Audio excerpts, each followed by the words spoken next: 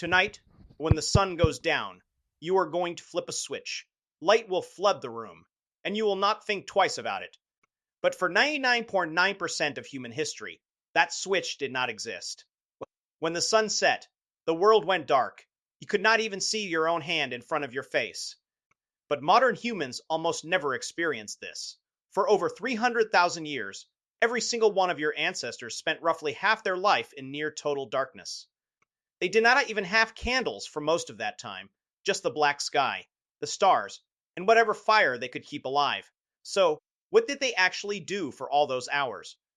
The answer changes everything we think we know about sleep, storytelling, and what it means to be human.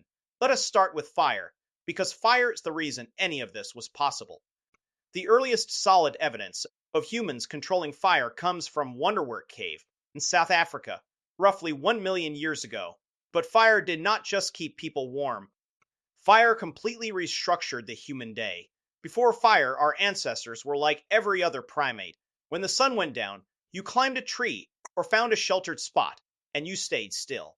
Moving at night meant becoming food. Our eyes are terrible in the dark compared to the predators that hunted us. Leopards, hyenas, wolves, all of them could see just fine. Fire changed that equation overnight, literally. A campfire creates a circle of safety, roughly 30 feet in diameter. Inside that circle, predators will not come. Outside that circle, you die. This is not an exaggeration. Anthropologists, studying modern hunter-gatherer groups, have documented that people who wander away from the fire at night are significantly more likely to be killed by predators, even today. But here is what is fascinating. Fire did not just protect humans at night. It gave them something they would never have before. Extra hours. Think about this. Before fire, the useful day ended at sunset. That's maybe 12 hours in summer, as few as 8 in winter. Fire suddenly added 2 to 4 usable hours to every single day. And over thousands of generations, those extra hours changed our species. In 2014, anthropologist Polly Wiessner published a study in the Proceedings of National Academy of Sciences. She spent years recording conversations among the Juhan Bushmen of the Kalahari Desert, one of the last groups on Earth, still living something close to the original human lifestyle. What she found was striking. During the day, about 80% of conversations were practical. Who was hunting where? Which plants are ready? Complaints, logistics, economic negotiations. Daytime talk was work. But at night, around the fire, the entire character of conversation changed.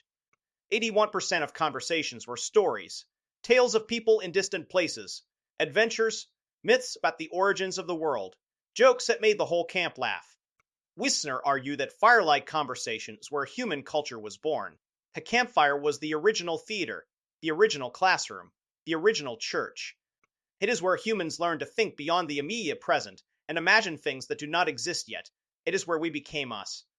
But the night was not just about stories around the fire. There was something else happening, something that scientists only rediscovered in the last 30 years. You are not designed to sleep the way you sleep right now. In 2001, historian Roger Ekirch published a paper that changed sleep science. He had spent 16 years gathering historical records, and he found something nobody expected. Over 500 references spanning centuries, prayer books from the 1400s, court records, diaries, medical texts, letters from ordinary people, even passages in Homer's Odyssey. All of them mention the same thing: first sleep and second sleep. Before the industrial age, people did not sleep in one continuous block. They went to bed shortly after sunset, slept for about 4 hours, then woke up. These stayed awake for 1 to 2 hours in the middle of the night. Then they went back to sleep for another 4 hours until dawn. This was not insomnia. This was normal. This was how every human on the planet slept for thousands of years. And what do people do during that wakeful period in the middle of the night? Everything. A 16th century French physician recommended that couples conceive children during this window, because they would do it better. People visited neighbors. They interpreted their dreams while they were still fresh. They wrote. They simply lay in bed in the dark and thought. A doctor's manual from the 1500s advised patients that the best time to study and reflect was during the watch, as they called it, the quiet hours between first and second sleep, when the mind was calm and the world was still. Now, Saurians have been reading these references for centuries, but they kept translating first sleep as something else, because they could not imagine that people ever slept differently than we do now. The assumption was so deep that translators literally mistranslated ancient Greek and medieval Latin to make it fit their modern experience. But then science confirmed what history had been saying all along. In 1992, psychiatrist Thomas Wehr at the National Institute of Mental Health ran an experiment. He took a group of volunteers and removed all artificial light from their lives. For 1 month, they experienced 14 hours of darkness every night, just like our ancestors would have before fire extended the evening. Within weeks, every single participant settled into the same pattern: 4 hours of sleep, 1 to 3 hours of quiet wakefulness, then 4 more hours of sleep. Nobody told them to do this. Nobody suggested it. Their bodies just did it, as if some ancient program had been waiting inside them the whole time, buried under centuries of artificial light. Wehr measured their hormone levels during the wakeful period and found something remarkable. The participants were in a state unlike any normal waking state. Their brains were producing elevated levels of prolactin, the same hormone released during meditation and after orgasm. They described feeling peaceful, reflective, almost meditative. It was not just a gap in sleep. It was its own distinct state of consciousness, one that most modern humans have never experienced. So, what killed it? The answer is simpler than you would think: light. In the 1600s, cities began installing street lamps. Paris was one of the first, under Louis XIV, who wanted to reduce crime. London followed. The night, which had been a place of danger and fear, slowly became navigable. Then came cheaper candles, then gas lamps in the 1800s.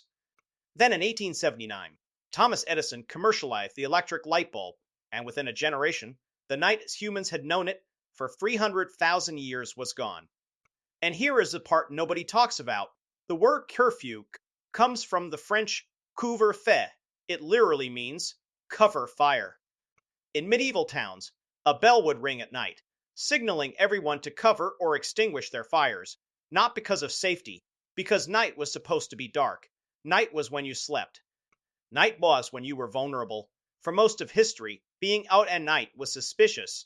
In many medieval European cities, walking outside after dark without a lantern was literally illegal. Night belonged to criminals and the supernatural. People feared it in a way that is almost impossible for us to understand today. And then we conquered it. We flooded it with light, and we thought that was progress. But here is what we lost. Modern humans are exposed to artificial light, an average of 7 to 8 hours after sunset. This light, especially the blue light from screens, suppresses your body's production of melatonin, the hormone that regulates sleep. Your body does not know the difference between a light bulb and the sun. When light hits your retina at 11 p.m., your brain interprets it as daytime. It delays melatonin release. It fragments your sleep. It disrupts the circadian rhythm that evolved over millions of years. Researchers have found that people who go camping for just 1 week with no artificial light at all have their melatonin cycles reset by nearly 2 hours. Their bodies start producing melatonin at sunset instead of hours after it. That is all it takes for 300,000 years of programming to reassert itself. We did not just change when we sleep. We eliminated an entire phase of human consciousness. That quiet, reflective state between first and second sleep, the state if we're subjects described as peaceful and meditative, does not exist anymore for most people. Instead, we have insomnia, and we treat it like a disorder. But what if it is not a disorder at all? What if waking up at 2 a.m. and lying there in the dark is not your body malfunctioning? What if it is your body remembering what it was built to do? For 300,000 years, your ancestors spent their nights in a rhythm that modern science is only beginning to understand. They gathered around fires and told stories that built civilizations. They slept in 2 phases, with a window of quiet reflection in between. They lived in darkness so complete that the Milky Way was not something you had to drive to a national park to see. It was just the sky. And every night, when they woke in the dark between first and second sleep, they lay there in silence and thought about their lives, their dreams, and the world they would wake up to in the morning. We traded all of that for a light switch, and most of us never even knew it was gone.